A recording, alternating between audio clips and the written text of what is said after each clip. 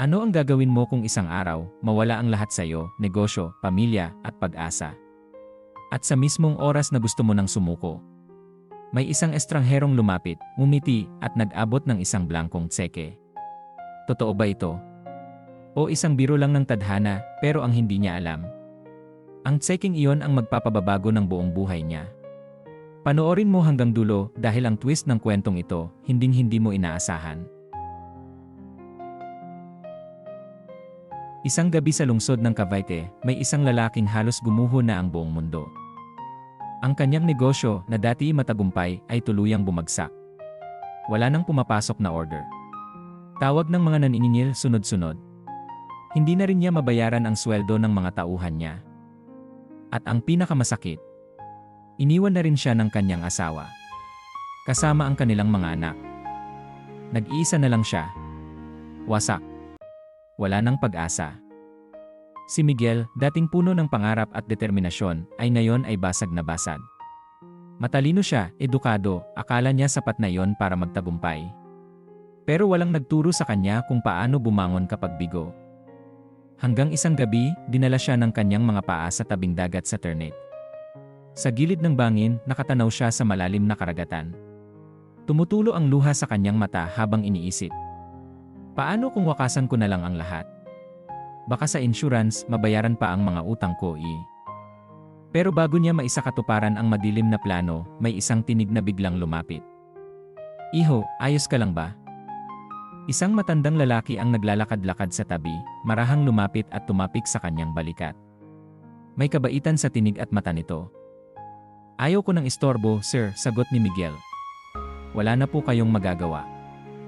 Pero hindi umalis ang matanda, mukhang mabigat ang dinadala mo. Baka makatulong kung may mapagsabihan ka. At doon, tuluyan nang bumigay si Miguel. Ibinuhos niya ang lahat, ang bagsak na negosyo, ang utang, ang nawasak na pamilya, at ang sakit na hindi na niya kaya. Tahimik lang nakinig ang matanda. At pagkatapos, ngumiti ito. Kung pera ang problema mo, baka matulungan kita, sabi nito, ako si Don Ernesto Santiago. Dati akong kilalang negosyante. Retirado na ako ngayon, pero baka may magawa pa ako para sa'yo. Pagkasabi nito, inilabas niya ang kanyang checkbook, pumirma sa isang blankong tseke, at iniabot kay Miguel. Kunin mo lang ang kailangan mo. Bayaran mo kung kailan mo kaya. Basta't huwag kang susuko. At naglakad na siya palayo, iniwan si Miguel na tulala. Hawak ang tseke. May pirma ni Don Ernesto Santiago. Doon, may liwanag na bumalik sa kanyang mga mata. Hindi dahil sa pera, kundi dahil may isang estrangherong naniwala sa kanya, sa panahong siya, hindi na naniniwala sa sarili niya. Kinabukasan, bumalik siya sa opisina. Tapos na ang panahon ng pagkatalo, anya. Panahon na para bumangon. Muling nabuhay ang kanyang kumpiyansa. Nahawa ang kanyang team sa bago niyang lakas. Unti-unting bumalik ang mga order. Naibalik ang operasyon. Unti-unting umangat ang negosyo. Lumipas ang mga buwan. Nabayaran ang mga utang. Bumalik ang kanyang asawa at mga anak. At ang tseke, hindi niya kailanman ginamit.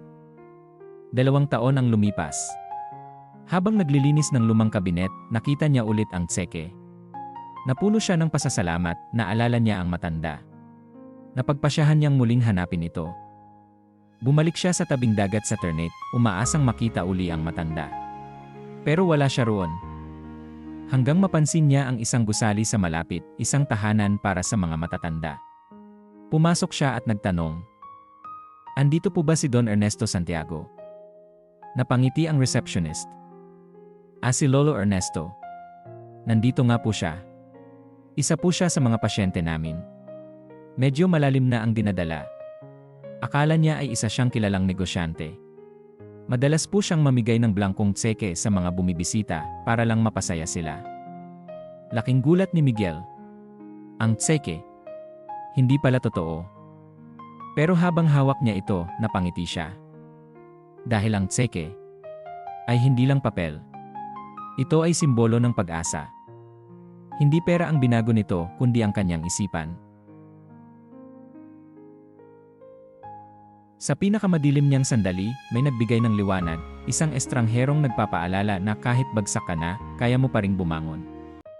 Ang tunay na tagumpay ay hindi nagsisimula sa bank account, kundi sa paniniwala sa sarili. Kaya kaibigan, kung pinagdadaanan mo man ang hirap ngayon, tandaan mo, isang munting pag-asa lang ang kailangan para magsimulang muli. Kung nagustuhan mo ang kwentong ito, huwag kalimutang i-like, mag-comment, at mag-subscribe. Ginagawa ko ang mga kwento't bidyong ito para bigyan ka ng inspirasyon at lakas sa bawat laban ng buhay. Maraming salamat sa suporta mo.